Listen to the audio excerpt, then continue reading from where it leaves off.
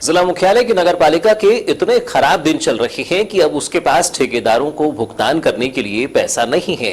लगभग 10 करोड़ की संपत्ति कर की बकाया राशि होने के बावजूद 4 करोड़ रुपए के ठेकेदारों के भुगतान के लिए नगर पालिका अपनी संपत्ति बेचने की बात कर रही है। गौरतलब हो कि नगर पालिका द्वारा शहर के विभिन्न वार्डों में नगर पालिका के ठेकेदारों के माध्यम से विकास कार्य कराए जा रहे हैं, लेकिन लंबे समय से किए गए कार्यों का ठेकेदारों का नगर पालिका की ओर से दिया जाने वाला भुगतान नहीं मिलने से ठेकेदार दीपावली के पहले भुगतान चाह रहे हैं, लेकिन नगर पालिका के पास पैसा ही नहीं है। नगर पालिका द्वारा भुगतान देने में की जा रही देरी के चलते सभी लगभग 20 से 25 ठेकेदारों ने काम बंद कर दिया है। 30 अक्टूबर को एक बार फिर नगर पालिका के ठेकेदारों ने सीएमओ सतीश मठसेनिया से मिलकर किए गए निर्माण कार्यों का दीपावली के पूर्व भुगतान देने की मांग रखते हुए कहा कि जब तक भुगतान नहीं हो जाता तब तक कार्य बंद रहेगा। हालांकि यह स्थिति तब है जब प्रदेश में भाजपा की सरकार और बालाघाट के क्षेत्रीय विधायक भाजपा के कद्दावर नेता हैं, जिनकी विधानसभा क्षेत्र की नगर पालिका की हालत खराब चल रही है।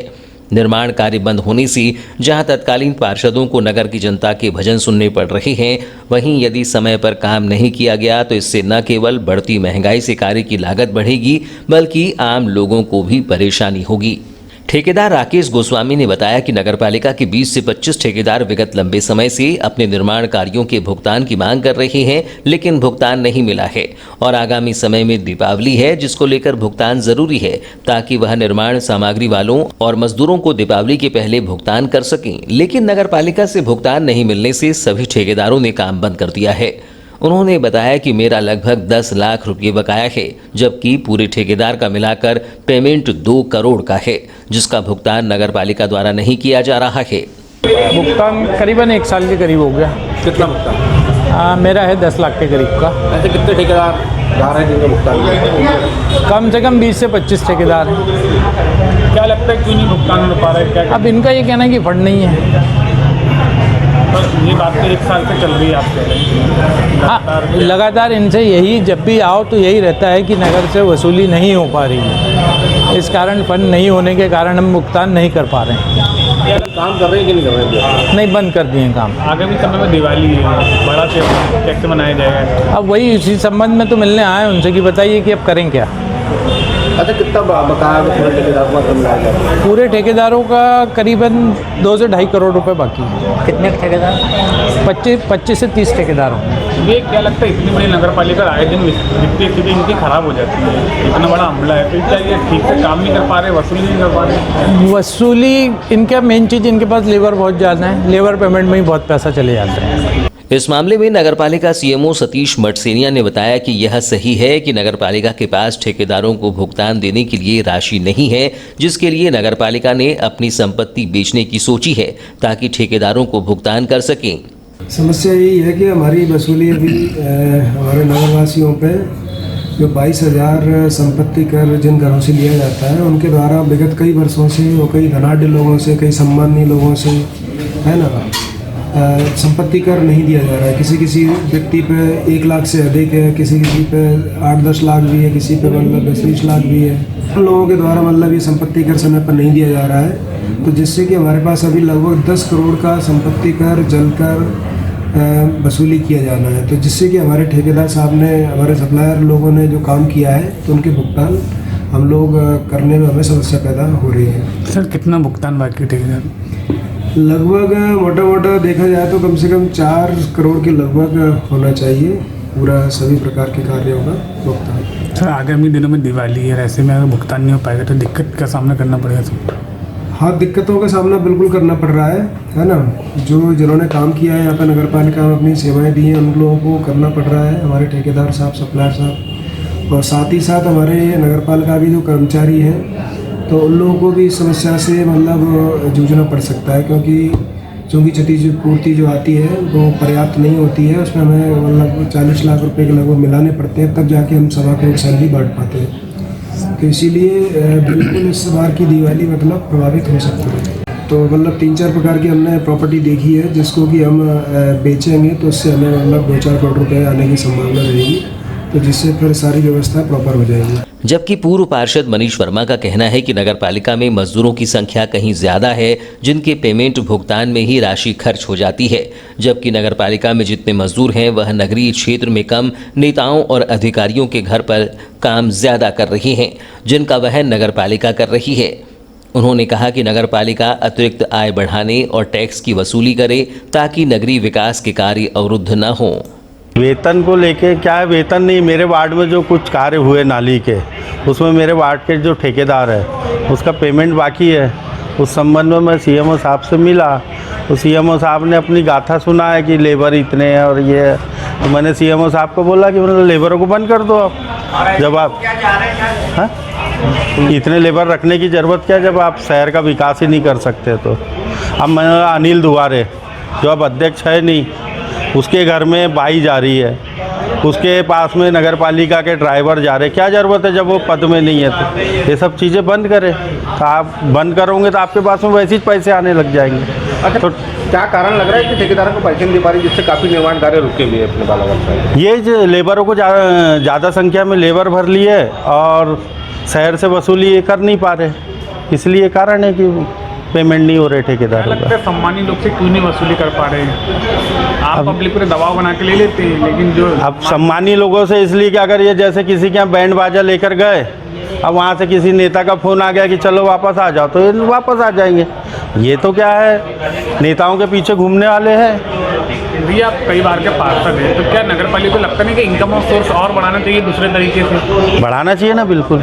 आए दिन ऐसी स्थिति बन रही, कर्मचारियों को पेमेंट नहीं हो पा रहा है, बिजली बिल करोड़ों का बकाया है। बिल्कुल, ये सोचते ही नहीं है ना, ये तो बस खरीदी करने के लिए देखते कि हम क्या क्या खरीदी करें और उससे हमको कितना कितना कमीशन मिले और वो उसको हम अपने जेब में रखें। इसके अलावा ये कुछ नहीं सोचते। राज्य अधिवक्ता परिषद के निर्देशानुसार कराए जा रहे जिला अधिवक्ता संघ के अध्यक्ष, सचिव, उपाध्यक्ष, 2 सहसचिव, कोषाध्यक्ष, ग्रंथपाल और 5 कार्यकारिणी सदस्य के लिए चुनावी लड़ाई का शंखनाद हो गया है। इस वर्ष जिला अधिवक्ता संघ के चुनाव में 3 पद, अध्यक्ष, सचिव और ग्रंथपाल में आमने सामने की सीधी भिड़ंत है। 30 अक्टूबर को नामांकन फॉर्म की जांच और नाम वापसी के अंतिम समय तक सचिव और ग्रंथपाल पद के चुनाव से अधिवक्ता महेंद्र बिसेन और अशोक शर्मा के नाम वापसी लेने के बाद इन दोनों ही पदों के लिए अब 2-2 प्रत्याशी बच गए हैं। वहीं अध्यक्ष पद के लिए पूर्व से ही 2 प्रत्याशियों ने अपना नामांकन दाखिल किया है, जिससे अध्यक्ष, सचिव और ग्रंथपाल पद के लिए आमने सामने की सीधी भिड़ंत होगी। 30 अक्टूबर के निर्धारित समयावधि सायंकाल 5 बजे तक नामांकन फॉर्म की जांच और नाम वापसी की चुनावी प्रक्रिया के बाद अब जिला अधिवक्ता संघ के 12 पदों पर अधिवक्ता प्रत्याशी चुनाव मैदान में हैं, जिनके बीच ही जिला अधिवक्ता संघ के अध्यक्ष, सचिव, उपाध्यक्ष, 2 सहसचिव, कोषाध्यक्ष, ग्रंथपाल और 5 कार्यकारिणी सदस्यों के बीच लड़ाई होगी, जिनका फैसला 361 मतदाता करेंगे। हालांकि 1 नवंबर के निर्धारित समयावधि तक नए अधिवक्ताओं के पंजीयन से मतदाता सूची में मतदाताओं की संख्या में मामूली बढ़ोतरी हो सकती है। 30 अक्टूबर को नामांकन फॉर्म की जांच और नाम वापसी के बाद सचिव एवं ग्रंथपाल पद से 2 प्रत्याशियों के नाम वापसी लेने के बाद सचिव और ग्रंथपाल से प्रत्याशियों की संख्या कम होकर आमने सामने की लड़ाई बन गई है। यही हाल अध्यक्ष पद का भी है, जिसमें भी 2 ही प्रत्याशी चुनावी मैदान में हैं। जिला अधिवक्ता संघ के 12 पदों के लिए मैदान में अब केवल 21 प्रत्याशी हैं, जिसमें से अध्यक्ष पद के लिए अनिल मंगलानी, प्रवेश मलेवार, उपाध्यक्ष पद के लिए शंकर कन्नौजिया, सत्यप्रकाश सुलखे, पीयूष ब्रह्म, सचिव पद के लिए आनंद टेम्भरे, विकास श्रीवास्तव, सहसचिव पद के लिए शुभम बोस, पंचमलाल खैरवार, धनंजय देशमुख, कोषाध्यक्ष के लिए राकेश सिंगारे, संजय अग्निहोत्री, ग्रंथपाल के लिए मुकेश कुमार लेल्हारे, राकेश सिंगारे और कार्यकारिणी सदस्य के लिए दीपेश मोहारे, राकेश सिंगारे, किशोर कुमार चौधरी, हर्षमिंदर भाटिया, दुर्गेश लिमजे, नरेंद्र कुमार धुवारे और अशोक शर्मा के बीच पदों के लिए चुनावी युद्ध होगा। धुवारे एवं अशोक शर्मा के बीच पदों के लिए चुनावी युद्ध होगा।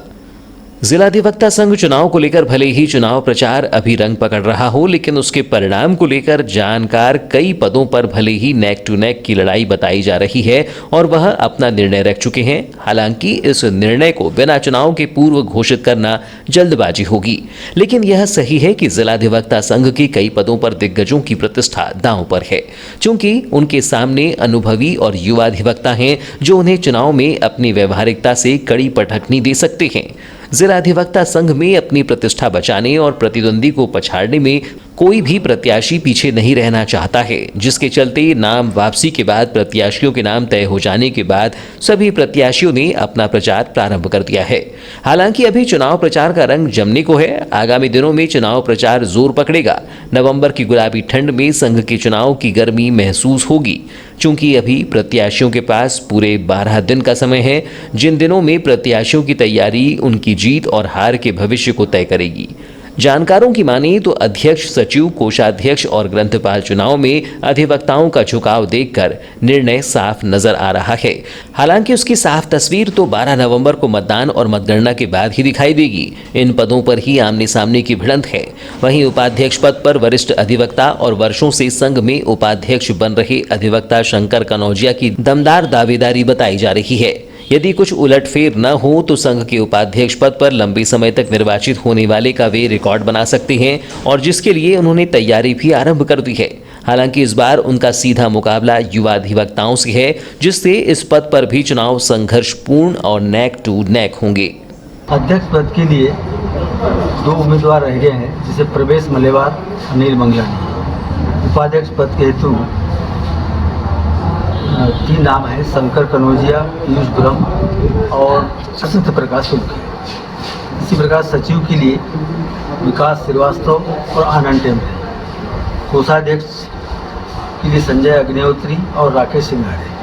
सह सचिव के 2 पद हैं, जिसके लिए 3 नाम हैं, पंचम खैरवार, धनंजय देशमुख और शुभम बोस। इसी प्रकार ग्रंथपाल के लिए 1 पद है, जिसमें मुकेश लिल्लारे और राकेश सिंघारे। कार्यकारिणी के लिए 5 पद है, जिसमें 7 नाम हैं, हर्षविंदर सिंह भाटिया, अशोक शर्मा, दुर्गेश लिमजे, राकेश सिंगारे, नरेंद्र हुआरे, किशोर चौधरी और दीपेश कुमारे। अच्छा, जैसे ये जो प्रक्रिया हो चुकी है, अब अगली प्रक्रिया क्या होना है? अब अगली प्रक्रिया भी है, इनकी 1 तारीख को जो है प्रकाशन कर दिया जाएगा। इसके बाद में चुनाव जो है वो 12/11/2021 को ही होना है। प्रक्रिया के अंदर चुनाव 9-10 बजे से 3 बजे तक मतदान होगा और उसके 1 घंटे बाद 4 बजे के बाद जो मतगणना होगी, जो अंतिम परिणाम जारी रहेगी। बीते दिवस अवैध उत्खनन को लेकर प्रभारी परसवाड़ा तहसीलदार व राजस्व अमले ने कार्यवाही की है। मुख्यालय परसवाड़ा के पुलिस थाना से लेकर कुरेंडा चीनी भीड़ी तक सड़क निर्माण में ठेकेदार द्वारा शासकीय तालाब से जेसीबी मशीन से अवैध उत्खनन कर मिट्टी निर्माणाधीन सड़क पर डाली जा रही थी, जिस पर राजस्व अमले ने मौके पर पहुंचकर पंचनामा कार्यवाही कर अनुविभागीय अधिकारी राजस्व बैहर की ओर प्रेषित किया है। उल्लेखनीय है कि बीते दिवस परसवाड़ा पुलिस थाने के सामने कुरेंडा चौक से लेकर कुरेंडा चीनी भीड़ी तक तकरीबन 8 किलोमीटर की सड़क का निर्माण लगभग 4 करोड़ की राशि से किया जा रहा है, परंतु निर्माणाधीन सड़क पर ठेकेदार द्वारा बिना परमिशन के ग्राम भीड़ी के तालाब किनारे की वन क्षेत्र से लगी भूमि को नुकसान पहुंचाते हुए अवैध रूप से उत्खनन कर निर्माणाधीन सड़क पर डाला जा रहा था, जिस संबंध में ठेकेदार से उत्खनन की परमिशन की जानकारी लेने पर ठेकेदार द्वारा पल्ला झाड़ते हुए किसी प्रकार के दस्तावेज दिखाने की बजाय टाल मटोल किया जाने लगा, जिस पर अनुविभागीय अधिकारी राजस्व बैहर तन्मय वशिष्ठ शर्मा से उक्त अवैध खनन की शिकायत की गई, जिन्होंने परसवाड़ा प्रभारी तहसीलदार को मौका स्थल पर भेजा। मौका स्थल पर पहुंचे परसवाड़ा के राजस्व अमले के साथ पहुंची नायब तहसीलदार दीक्षा वासनिक द्वारा उक्त खनन की भूमि का माप करवाया गया, साथ ही पंचनामा कार्यवाही की गई। इस दौरान ग्राम भीड़ी के समीप तालाब की भूमि का उत्खनन कर पेड़ों को भी नुकसान पहुंचाया गया था, जिस पर राजस्व अमले ने ग्रामीणों के समक्ष पंचनामा कार्यवाही कर अनुविभागीय अधिकारी राजस्व बैहर की ओर प्रेषित किया है। वहीं उक्त भूमि की मिट्टी जेसीबी मशीन और ट्रैक्टर द्वारा निर्माणाधीन सड़क पर डाला जा रहा था। इस मामले पर ग्राम पंचायत भीड़ी के सरपंच रमेश धुर्वे से पूछने पर पता चला कि बीते कुछ दिवस पूर्व ही उनके माध्यम से ग्राम पंचायत के प्रस्ताव की कॉपी ठेकेदार को दी गई थी। वहीं ठेकेदार द्वारा ग्राम के सरपंच को उत्खनन की परमिशन होने की बात कहकर बीते 3 दिन से तालाब की भूमि का उत्खनन कर मिट्टी निकाली जा रही थी। वहीं ग्राम के सरपंच ने बताया कि जेसीबी मशीन द्वारा बीते 3 दिनों से 7 ट्रैक्टरों के माध्यम से निर्माणाधीन सड़क पर मिट्टी की खुदाई कर सड़क पर डाला जा रहा था। सूचना मिली थी कि भीड़ी के तालाब में अवैध खुदाई हो रही है, तो नायब तहसीलदार मैडम के साथ आए, पंचनामा बनाए, फिर यहाँ वो मिले नहीं, खोदने वाले भी नहीं मिले, ना कोई मशीन मिली। तो सरपंच से पूछे तो उन्होंने बताया कि लामता वाले कोई जायसवाल जी हैं, उनने खुदवाया। सर किस प्रकार की कार्रवाई की जा रही है? अब ये तो हमारी प्राथमिक कार्रवाई ये है कि पंचनामा प्रतिवेदन बना के भेज देंगे तहसीलदार के माध्यम से। सर लगभग कितना अवैध उत्खनन किया गया है, कितने एरिया पे? ये लगभग 1400